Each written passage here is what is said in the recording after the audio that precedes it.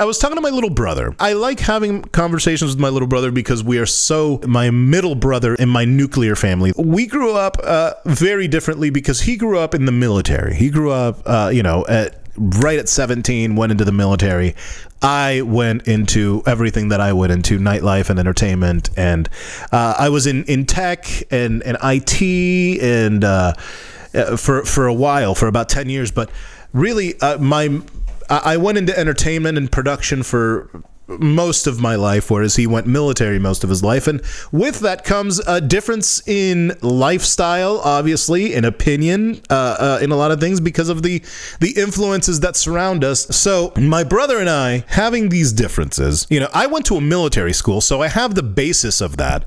And my determination and attitude stuck from that. But I saw a flaw in the way of thinking as far as like the idealistic thinking of what we would classify as a typical military type of thinking. So like very conservative. Pick yourself up by your bootstraps. When you pick yourself up by your bootstraps, we kind of like, develop.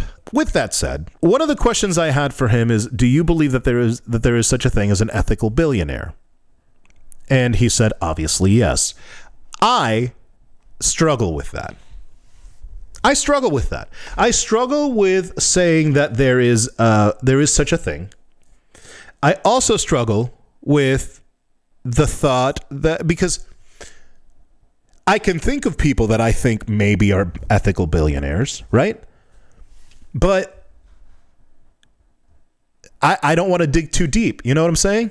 I don't want to dig too deep because at that point, they're not going to be ethical, I don't think. You know what I'm saying? By the way, I just started actually looking at the chat. Sorry, guys. But I really think that being an ethical billionaire might be like being a superhero or, an Easter bunny. It just doesn't exist. Or does it?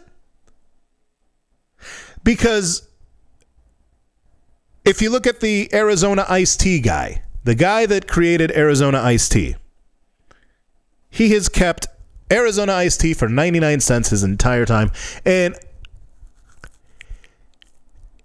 I think to myself, is it worth it for him?